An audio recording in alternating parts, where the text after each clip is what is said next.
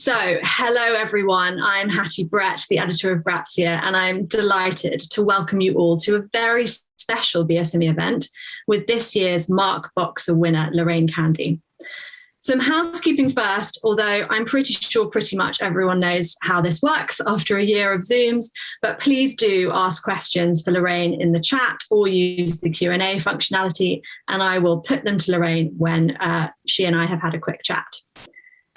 In many ways, I would say Lorraine needs absolutely no introduction, having worked in the industry for almost 30 years, but I'm going to do one anyway because honestly, her career is too impressive not to give you a rundown of. Lorraine started out on her local paper, the Cornish Times, aged 17, fresh out of school.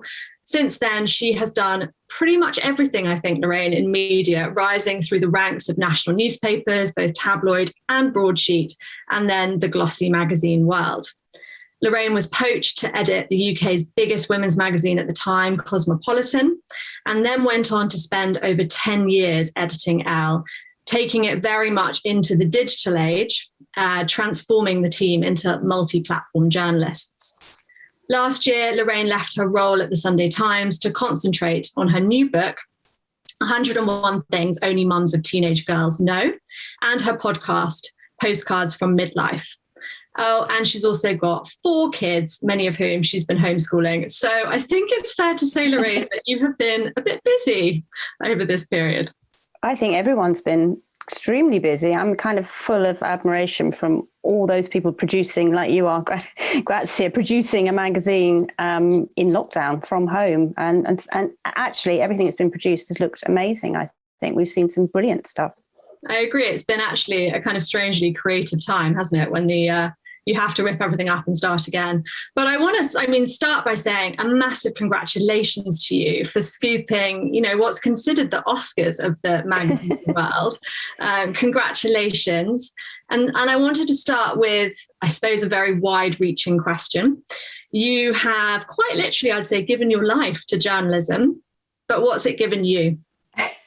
Given my life and my family. I think I have had the most fun anyone with absolutely no qualifications can have in a career. I've enjoyed really more or less every minute of it, even the really stressful bits. I've been really lucky to do lots and lots of different things. I've worked as a news reporter, I've worked as a features writer, I've worked as a women's editor, I've done a podcast, I've written a book. I just feel like I've been really privileged to have the most fun, doing the best thing, working with some brilliant people, many of whom are really close friends of mine. I think if you're a really nosy person and you're curious about everything going on everywhere and you just want to find out more, to be able to ring up and open a door and walk into all these worlds because you're a journalist is just brilliant. And, I think if anyone ever asks me what I do, I always say I'm a journalist and that's what I'm trained to do. And I think it's, probably bar saving lives and all of the big proper jobs, it's probably the best job in the world. And it's made me a very happy person, and it's given me, I think, a knowledge of other people and how people are that you don't get in many careers. So, I've loved it. And also I've loved all the fashion world that I was involved in. As I sat in the front row for 20 years, looking at all that creativity, meeting all these amazing designers. I love the beauty world because it does really change women's lives and it's incredibly important economically as well. So I just think that's what it's given me back, I think, and the ability to have fun and enjoy myself. Yeah, there aren't many better jobs, I don't think. I agree. And I think, nosiness is an interesting word that you use there, and actually one that we've talked about on quite a few of the BSME events for anyone that's been on previous ones. And lots of people talk about that being one of the innate skills that you need as a journalist. What's your take on what skills anyone looking to start out as a journalist needs? Well, I don't think you have to be an extrovert. I think that's one of the myths around journalism. I was actually incredibly shy. I grew up in a very small village in the middle of nowhere. And, the chance to travel was what journalism was given me as well. But I didn't have that kind of, I can knock on the door and be happy about going into people's homes. I didn't have that in me. But I think what you do need is to be really, really curious and really tenacious in wanting to find out things, and also wanting to produce the absolute best of writing. I think you have to love writing. You have to love other journalists writing. You have to be absorbed in it. It has to be part of your day-to-day life. I was completely obsessed with magazines from a very early age. So from that point of view, I knew the product I was heading towards. I was a very early buyer of Cosmo, Just 17, Bliss, Smash Hits, all of those magazines, which obviously, you would have been as well. And I think you just have to be tenacious, and you have to not really care what people think about you, so that it stops you doing your best work, or you get sidetracked by status and where you stand in the media world. And you just have to be continually curious and work really hard. I think for the first 2 years of my career, so when I came to London at 17, I worked more or less 7 days a week. I worked on a local paper, I worked on national papers shifting, I worked on other local papers that were in the group because I wanted to move up to better jobs and be chief reporter on another paper. So I think you just need to, but if you love it so much, it isn't really work, is it? It's just a job you really want to do. And I don't think you have to give up things to do it and not have a life or a family, but I think you have to work hard and be quite tenacious about that, and caring, I think, of the people around you, so that, journalism is a tricky world. You are entering other people's worlds, so you have to be very sensitive to that, I think. Yeah, curious and work hard, I think, are good takeaways, and saying yes to things as well. I just said yes to everything. Everything anyone said, would you be able to do this at 7 a.m. on Sunday morning? I would say, yes, I will. Yeah, absolutely. I'll be there. And I, similarly to you, grew up with stacks of magazines around the house, obsessively analysing them. And I suppose what's interesting hearing you say that is you obviously started in papers, local and then national. Talk me through why you did that. And also, I suppose, there's a perception from the outside world that the newspaper world is cutthroat, misogynistic. What did you learn working in that world? I think I learned to get my facts right. You live and die by how you spell someone's name. I learned to never enter an argument without knowing all of the facts, never ask any questions without knowing all of the facts, never go to interview anyone without knowing all of the facts, do your research. It is a cutthroat world in some areas, but not in all areas. I've worked with people who are incredibly supportive, and I've worked with people who are not supportive. And that's both in magazines and newspapers, actually. You have to navigate it in the way that's best for you. You have to stay true to yourself and always be who you are. And, if you're given a story and you're told what the angle is and you don't want to do it from that angle, and the angle is a different angle, then you do the angle you believe in, I think. I don't think there are elements of misogyny in it and sexism, as there are in all areas and all industries. That's not going away quickly, or as quickly as I'd like it to go away. But I think if you work hard and you're authentic, and you're kind to the people below you, and you pull up from below, and you make sure that you support young people coming through, and indeed now you make it as diverse a newsroom as you can, then it's a brilliant industry to work in. Newspapers just taught me to think fast, really think fast, and be accurate. And it also, they taught me about great writing. Some of the most brilliant writing is in newspapers, and if you love writing, it's a lovely industry to start in. But, I wanted to work on magazines. That was where I was kind of headed. But I had no qualifications, so I knew I'd have to get qualifications via on the job, as it were. And you went into Cosmo, UK's biggest women's magazine at that time. What was your agenda for Cosmo when you started that? Do you remember?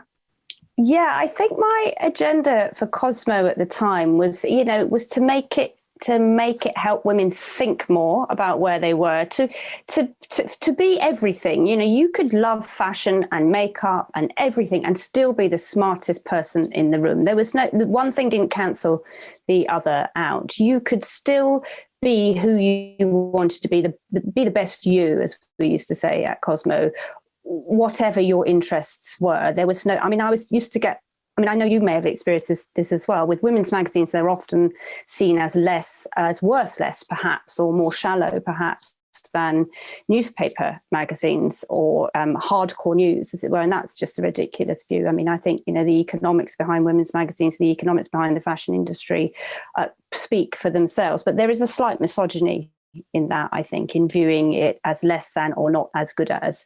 But Cosmo, I think at the time, one of the things I did want to do was to take the kind of, make the covers more modern, to make them more fashionable, because they were at the time depicting a woman I didn't feel every woman would identify with. And we did that with the styling. We just changed the styling slightly. So the women looked more, I suppose, more stylish, more elegant, more fashionable, because there was also that thinking that Cosmo Girl wasn't Elle Girl and she didn't care about as much about what she looked like or about the fashionable, more trend. And actually she did just as much as the Elle Girl. So we restyled it, we repackaged it, we did a bit of campaigning.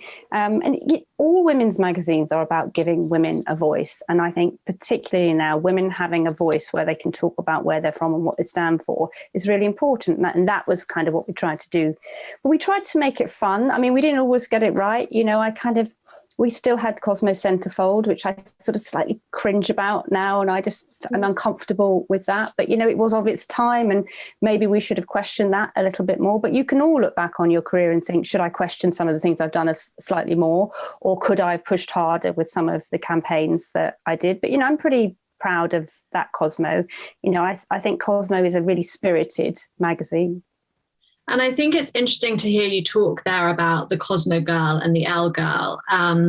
Almost, very definitively, you had a picture in your mind when you were editing both those titles of who you were talking to. How important is that for an editor today to understand and know their audience? I think it's at the absolute crux of what you do, because the difference for me between magazines and newspapers is if you edit a glossy magazine, you were running a business. This was a multi-million-pound business. Elle was a multi-million-pound business. We had a set of business objectives as well as a set of editorial objectives. And in order, all media is a business, and we mustn't lose sight of the fact of that. We're not doing it for, we're not holier than thou. It's not for the love of anything. We're making money. It's a big, big business, delivering what an audience wants. If you don't know what the audience wants, then you're slightly cheating them out of the money they're spending. To spend upwards of £3, £4, £5 on a glossy product, you've really got to give your audience back what they need, or they're not going to keep coming back. So I think you have to understand your audience really well. And I think that's what's been interesting about the podcast that we're doing, Postcards from Midlife, because the audience, which I co-host with Trish Halpin, used to edit Marie Claire and Red and InStyle, what we hadn't realised until 2 or 3 episodes in is that we brought that Gen X audience with us. They are Elle readers, Marie Claire readers, Red readers, Cosmo readers, and we hadn't realised the power we'd had over those audience as actual personal brands. As editors, we'd had quite a big power over those audiences, but they'd worked the magazines because we understood our audience. And what I learned from newspapers is the big audience, the massive audience. Obviously, print audiences are a little smaller now, but now in the digital world, those audiences, it's the same. You've really got to understand who you want. You could have billions of followers, but are they useful to you? Or is a small set of very good niche brand followers, women who know what they want and you know what they want, is that more useful to you? And what's the business case underneath it? I think you've got to be really smart as a women's magazine editor to deliver what the business needs as well. And you talk about the podcast there. I was going to ask you about this later, but I think it's a good time to talk about that, because I'm sure lots of people watching will be really interested in your experiences of starting and then, launching and continuing a podcast, both for a personal perspective and for their brands. What advice do you have? What makes a good podcast in the first place? And what advice do you have for anyone thinking about launching one? I think with podcasts, it's about your audience. Who are they? What do they need? And what is being delivered across the industry to them?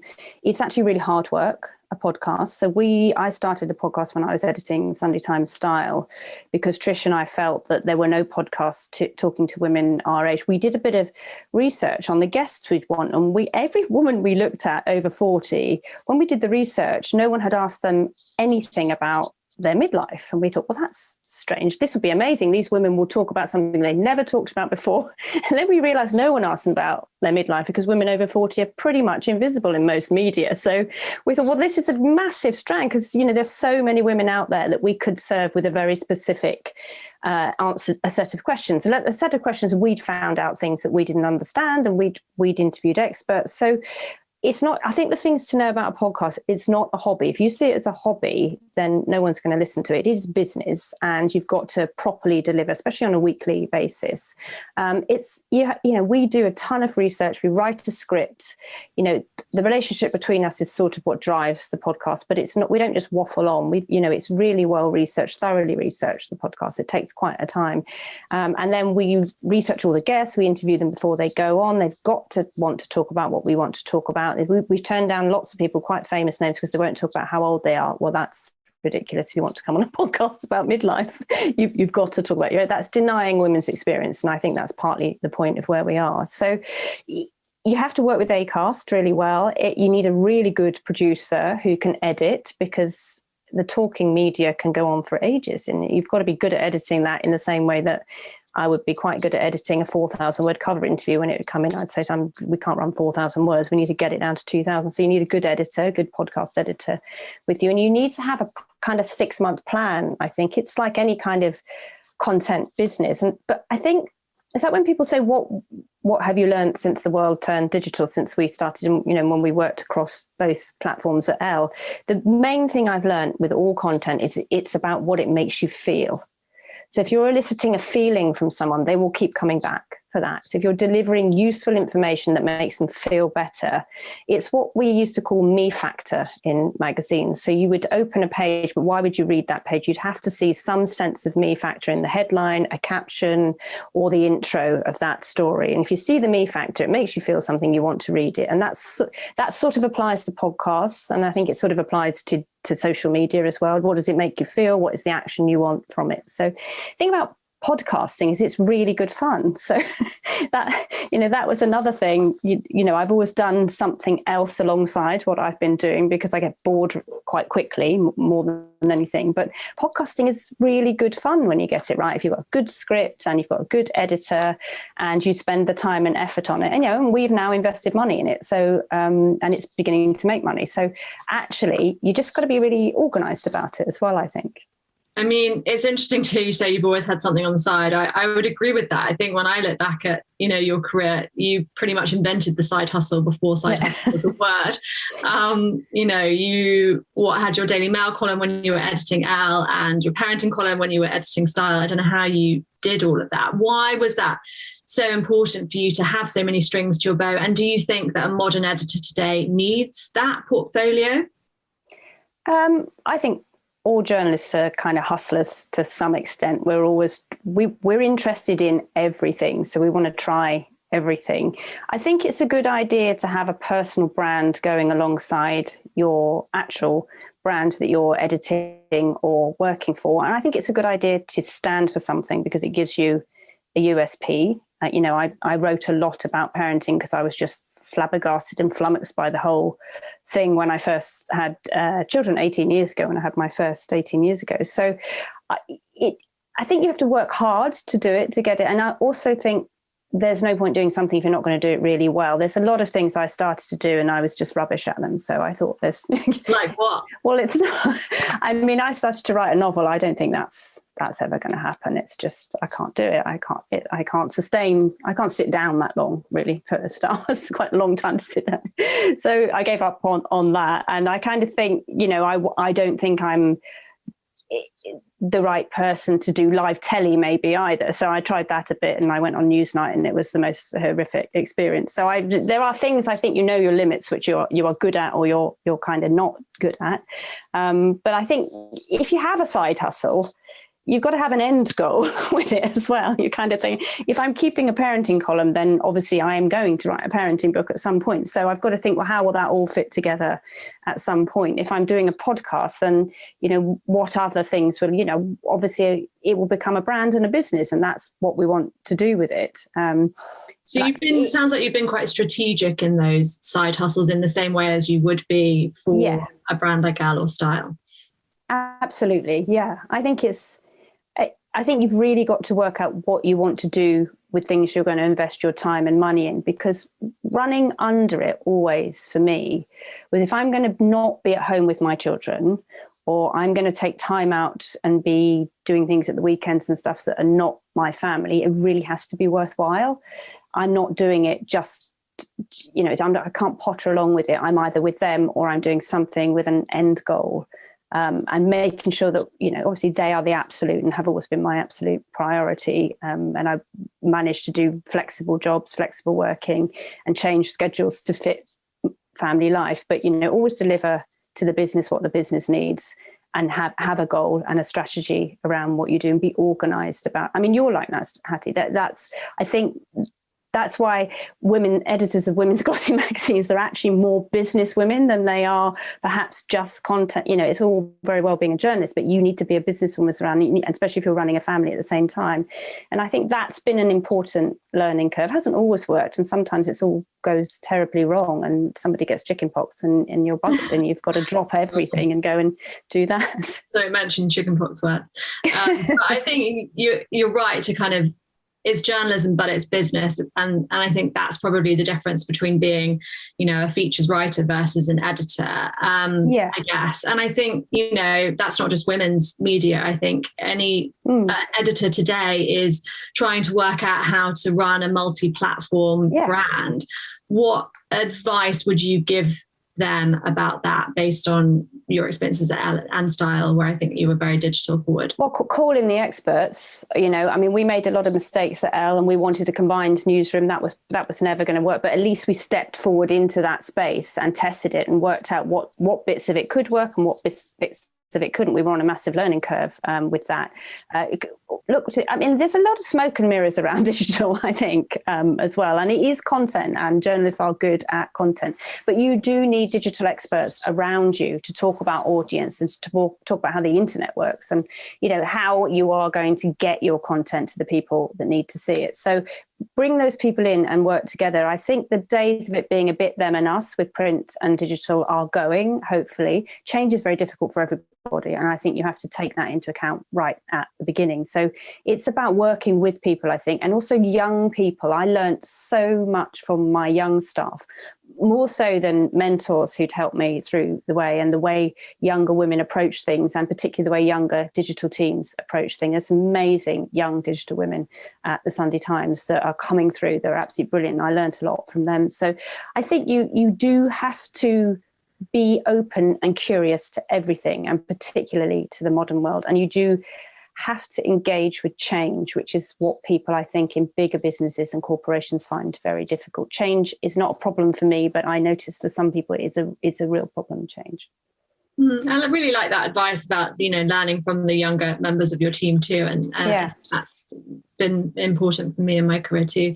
But I slightly am distracted by the amazing covers on your wall here. So I feel like we need to talk a bit about covers, what makes a good one, and especially today, I suppose. What do you think makes a good cover today?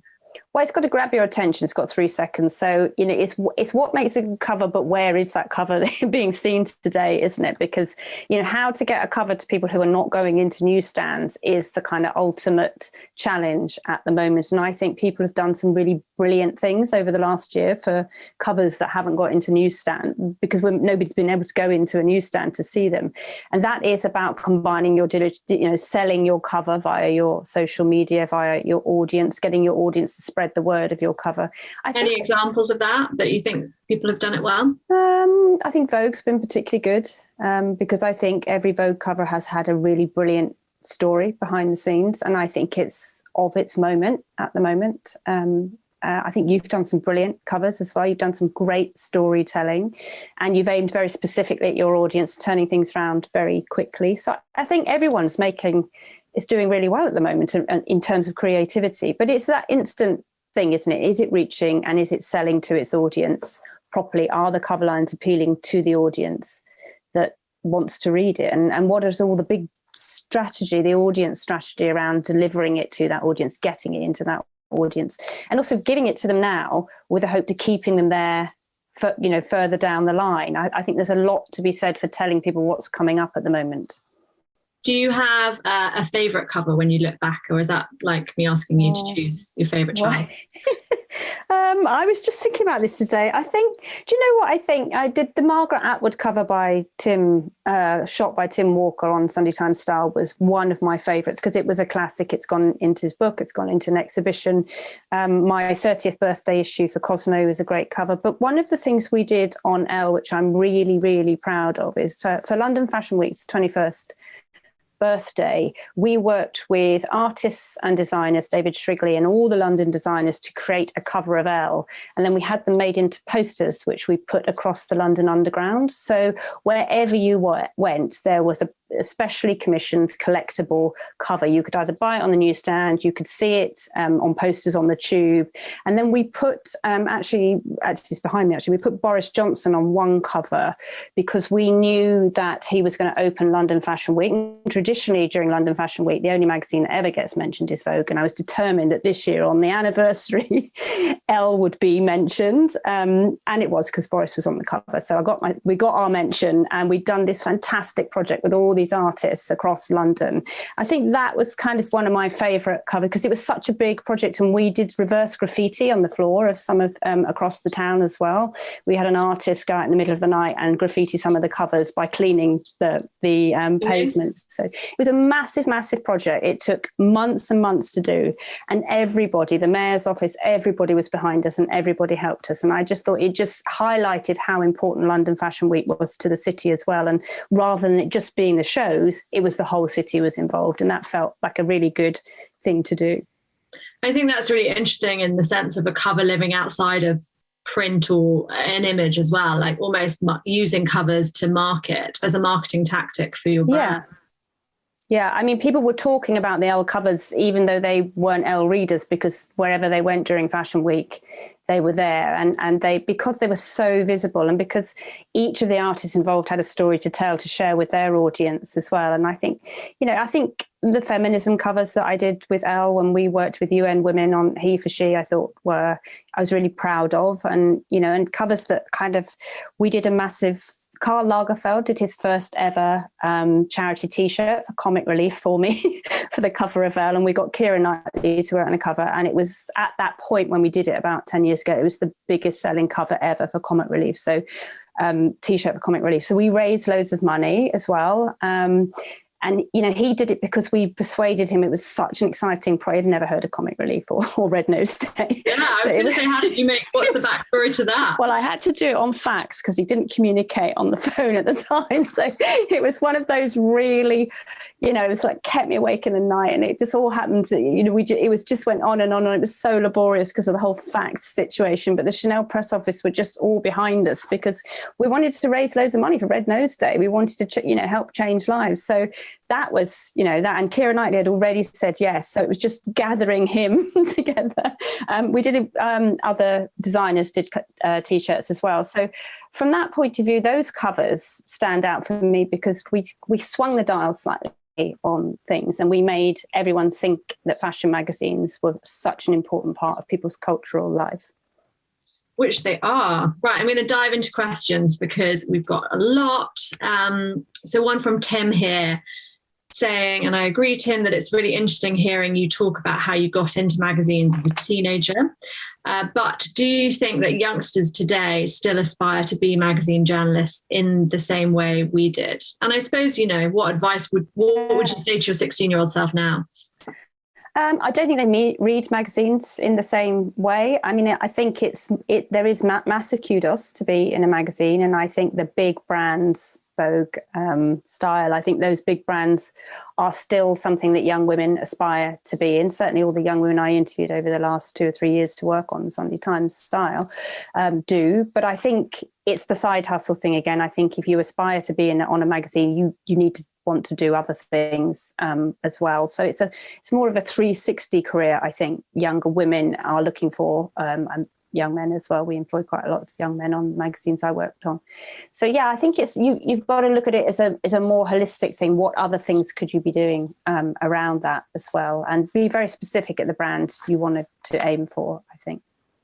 So do you feel optimistic about, or how optimistic do you feel about the publishing world going forward?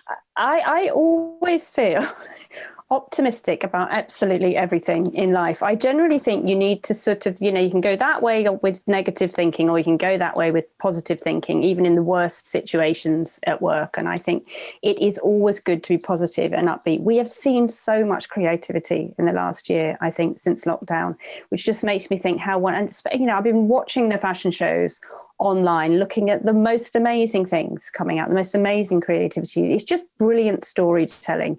So brilliant storytelling with beautiful visuals will always exist. So I am quite hopeful, actually. I think we just have to pivot, and we have to be able to deal with change and come up with new ideas and be modern about it. And listen to the young people coming through. What do Gen Z want from their magazines, from their storytelling now? And another question about your early career, coming from Hannah, who says, Lorraine, as you started at your local paper at 17, would you say that starting early benefited you? And is it ever too late to start? It can sometimes feel, says Hannah, in this industry as though everyone started very early. When I was at Sunday Times last year, we had an amazing woman who came as an intern, 42, Catherine. She's now got a job at the Sunday Times. So I don't think it's too early or too late. I think sometimes people look for reasons for not to do things, and they will say everyone has started before me, or everyone's better than me, or everyone's been to Cambridge, or it doesn't really matter. I think you just have to focus on what you want to do, be the very best at it, be well researched, target where you want to go, and really apply yourself to do that. I think I didn't know what I didn't know when I was 16. I just came to London to work on the Wimbledon News without really any thoughts that everyone else was 4 or 5 years older than me. Most of them have been to university. It just didn't cross my mind. Failure just didn't cross my mind. I didn't look at what everyone else was doing and compare myself to everyone else. I just thought, I'm just going to go and do this because I love it, and I know I'd be good at it, and I know I really want to do it. So I wrote thousands of letters to newspapers to try and get on a training scheme from where I was on the Cornish Times. And you just, loads of people rejected me. We've just interviewed a woman on the podcast who had, I think, over 150 rejections for her first book within days of her sending it out. She's now one of the biggest, Amanda Proud, she's now one of the biggest, she had thousands of rejections, one of the biggest authors in the country doing exactly what she wants to do. She just kept going. So, she just got up at 4 a.m. to do it before her cleaning job at 6 a.m., that started at 6 a.m. So I think, you be careful not to tell yourself negative things before you've started your journey. And another question that's similar, I suppose, but have you got any other advice you would give a young student in terms of approaching a career in magazines and feature writing today? Yeah, I think it's fine. You'll get this as well. I think the main thing that I notice with young people is if you're going to apply for an internship or a job or a training scheme, what can you offer the business you're applying to? Because I would get quite a lot of letters saying this would mean so much to me. It would be brilliant if I could, but what's the benefit to the person you're applying to? That's the bit you've got to sell, isn't it? What can you do? Spell everything right in your letter. Make sure you have read your letter through, and you have read the publication you're applying for, and you know everything about it.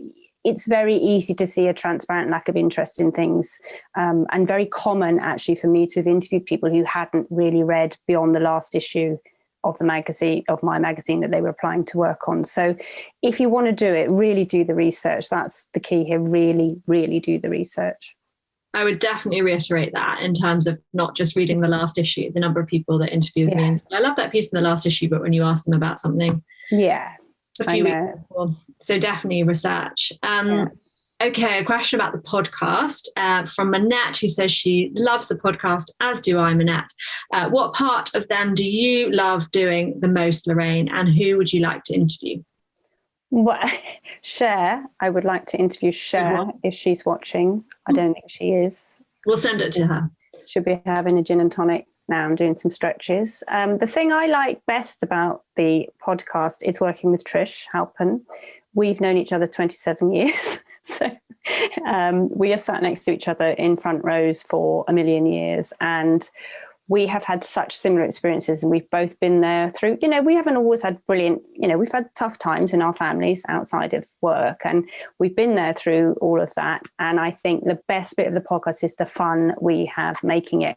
And I cannot tell you, I have had so many amazing DMs and emails from women who've said, I've been back to my GP, you've changed my life. I was suicidal. I was so depressed. I was on the wrong medication. If I hadn't listened, I wouldn't have known what to ask for. So honestly, it's made us cry, some of the letters we've had from women there's so much misinformation around menopause and perimenopause, and we've been able to put via experts the proper information out there.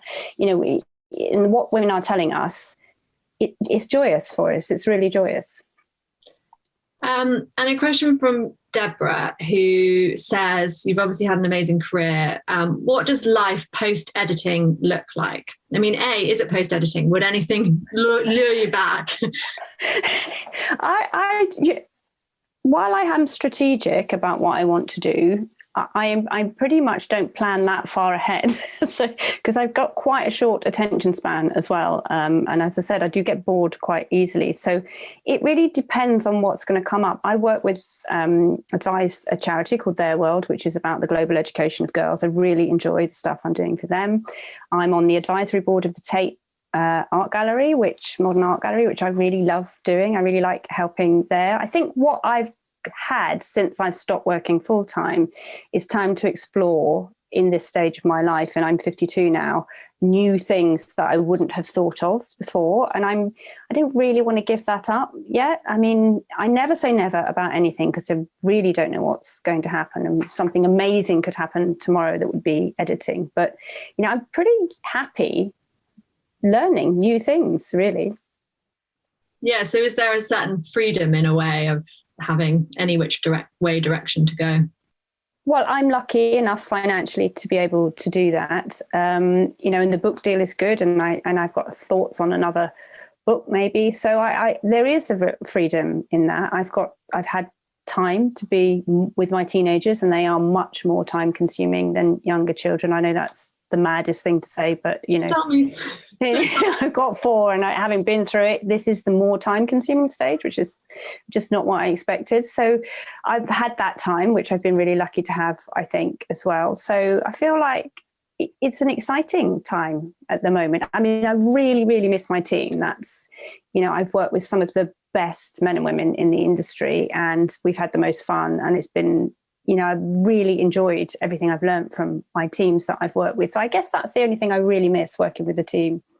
Yeah, although at the moment everyone misses that, I think. I know it must be. Yeah, I know. I've got the HarperCollins Fourth Estate team, so they're looking after me. Well, I was going to say, I mean, we haven't really talked about the book, but I mean, what's it like? Again, I think a lot of journalists feel, I'm sure I've got a book in me somewhere. What's it like? Oh my God! Writing a book? Tell me. Well, I know we've all thought that, and we've all thought how lovely it would be not to have 20 minutes to file 2,000 words on something, or to rewrite this copy that someone else has filed 2,000 words on.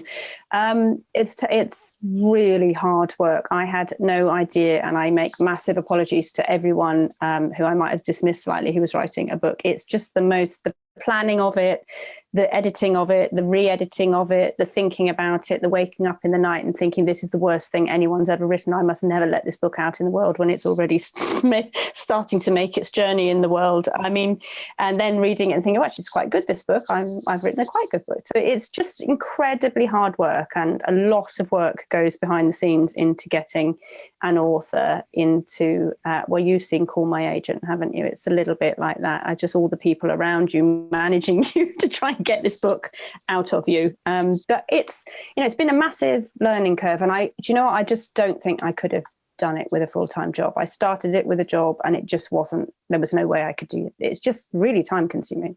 Sounds like a roller coaster. Okay, note to self. Don't do that. One other question that's come in, a serious question, I suppose, to you, Lorraine. Have you ever experienced discrimination or prejudice for being a woman in journalism, and how did you counter that, if you have?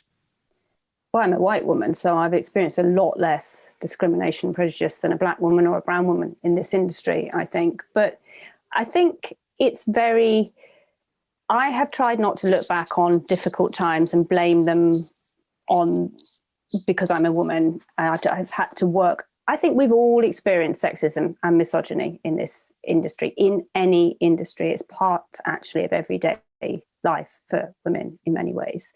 And I certainly see it sometimes with my daughters as well. So it is changing. And I think we have to always look for the positives in this and work out how we can change it. I have never worked around it. I've always called it out when I felt it was happening, because I don't think it's fair for younger women not to see older women call out what is wrong, what might be sexist. But I've just worked hard to make sure that my views are known on it. Change can be made where I want it made, and a record is kept of what I think has happened if I think it's wrong. And I've also called that out in men and women across the industry when I believe people are not being treated in the way they should be treated. It's hard, isn't it? I have had a great successful career. It has not held me back, but I do not in any way play down the voices of women who are experiencing that now. And I do think there is a tendency sometimes as older women in the industry to say we managed, so don't make a fuss. Absolutely make a fuss and make sure you've got the support of everybody around you. Do not let it ever go any further, because it will just keep happening. And hopefully we're in an environment now where women are being listened to and heard, which hopefully is a progress at least. And a sort of... Well, magazines like yours, Hattie, are fighting for it, and we're giving women the language and the narrative to use. It's that, we're being very specific about what women should say when they're in situations they feel are sexist. Yeah. And another question, I suppose, about workplace emotions and politics. Have you ever dealt with imposter syndrome? No. And how? No. I don't know. I have a funny sort of, is it funny? I don't know what's the way of describing it best. I think sometimes we are told we have to feel imposter syndrome. It's like that narrative around women juggling work outside of the home and the home, that we should be chaotic and we should be constantly downing glasses of wine and running around trying to bake cakes for the PA bakes and everything. Always been quite organised. The women I see, that's not a portrayal I find helpful for women. It's quite nice in comedy programs, but it's not good.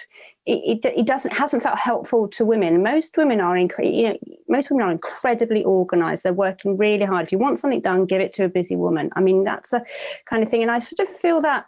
I feel like we should stop using this phrase to young women, so that when they feel a little bit of underconfidence or they're a bit nervous, they think, oh my God, I can't do it. I've got imposter syndrome. You can do it if you are skilled enough and you've worked hard enough and you know what you're doing, and you can find support for people to help you. I hate to perpetuate the imposter syndrome. Yeah, it's an interesting point. Probably not what people want to hear, but I haven't felt it because I'm arrogant or smug, because, I've walked into rooms and I've been absolutely useless at doing some of the things that I've been asked to do, or got it cataclysmically wrong. But I haven't gone away thinking that's because I'm the wrong woman for the job. I've just thought, well, okay, maybe my skill set isn't right for that. I didn't research it enough. I made a mistake. I wasn't good enough. There's a better person going through. I don't know. I feel like if we keep using that phrase, people are going to keep falling back on it and keep feeling that they're victims of it in some way. And actually, if you're there, your foot's in the door, you're not an imposter, are you? That you're already doing it. I could be wrong. No, I think that's a really interesting perspective. And yeah, I suppose you're right. Like reframing that conversation is helpful. Question from Clara. And I think, sadly, this is our last question that we have time for, because I could talk to you forever, Lorraine, but you've got kids to get back People to. People have got better things to do. But from Clara, it's a good one to end on, I think. How important is it for women's magazines to advocate and campaign for positive change? And what is the best way to do that authentically with small teams and budgets? Again, it's that thing, isn't it, of looking around and thinking we won't be able to do this because we haven't got enough money or we haven't got a big enough team. What do you want to do? Think big, always think way bigger than you possibly could. And how can you do it with what you've got, rather than thinking I haven't got enough to, this is what I've got. This is how big we can go with what we've got. I think it's, women's magazines should be fun as well, and they should really entertain, because that's the point of magazines, isn't it? They should be entertaining as well. So let's not lose sight of that, and make them worthy in a place where they don't need to be always.